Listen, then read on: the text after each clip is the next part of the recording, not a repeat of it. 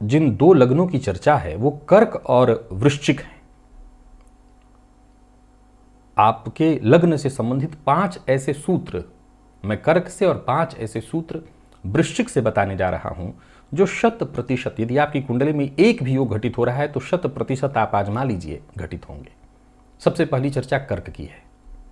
यदि आप कर्क लग्न में जन्म लिए हैं और आपके लग्न में ही गुरु और चंद्रमा की युति हो तो आप समझ सकते हैं, ये बताने की इसमें ज़्यादा आवश्यकता नहीं है कि देव गुरु बृहस्पति उच्च राशि में होने से हंस महापुरुष योग का निर्माण और गुरु चंद्रमा की युति से गज केसरी योग का निर्माण, तो सीधा सा मतलब है कि ऐसा जातक महान धर्मात्मा, धनवान, पर स्वास्थ्य से कुछ कमजोर भी,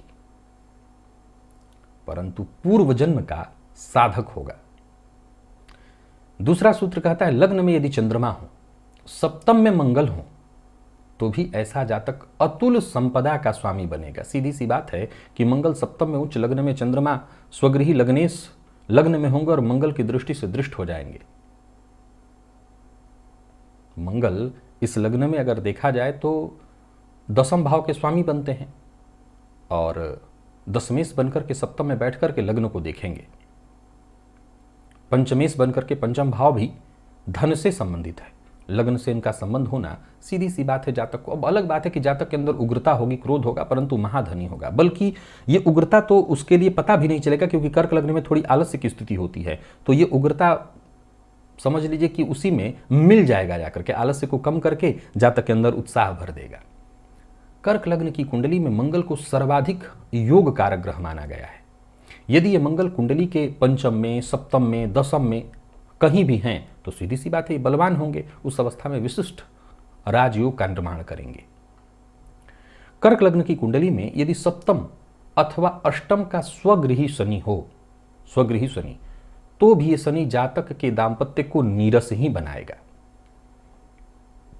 वैसे भी कर्क लग्न की कुंडली की जब मैं बात करता हूं तो दांपत्य को कमजोर कहा करता हूं शनिदेव के कारण, और कहीं ना कहीं शनिदेव यदि स्वगृही भी हो तो भी दांपत्य जीवन को नीरस ही बना करके रख देंगे।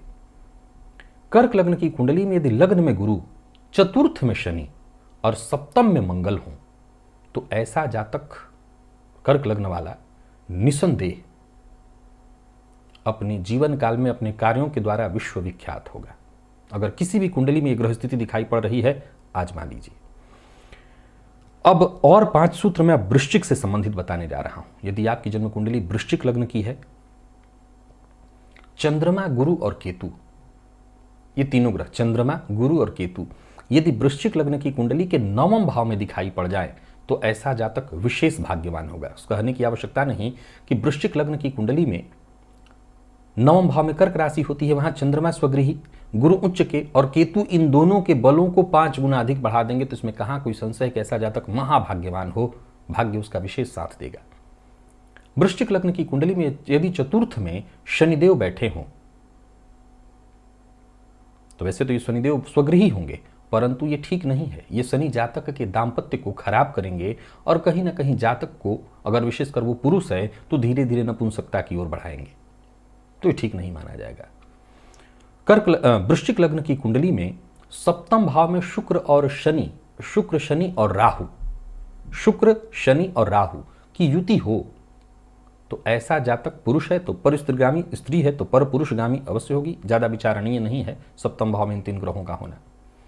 वृश्चिक लग्न की कुंडली में गुरु और बुध युति बनाकर यदि पंचम में हो और लाभ भाव में चंद्रमा हो तो दृष्टि संबंध बनेगा। ऐसा जातक निश्चित ही धन कुबेर होगा। और एक आखिरी सूत्र वृश्चिक लग्न के बारे में कि वृश्चिक लग्न की कुंडली में यदि 6ठे भाव में शनि और मंगल की युति हो तो सीधी सी बात है ऐसा मंगल स्वगृही और शनिदेव जो है नीच के। अब वृश्चिक लग्न में मंगल लग्नपति बनते हैं, षष्ठ में जाकर के बैठे हैं, ऐसा जातक या तो उच्च कोटि का चोर हो, चोर मतलब ये घर से सामान उठाने वाला चोर नहीं, उच्च कोटि का चोर, हेरा फेरी करने वाला, बड़े बड़े खेल करने वाला, अथवा ठग होगा, पक्का है। अगर है तो आजमा लीजिए। अगर कहीं ऐसी अवस्था में कोई विशेष शुभ ग्रह की दृष्टि भी हो तब भी ऐसा जातक हेरा फेरी से बाज नहीं आएगा।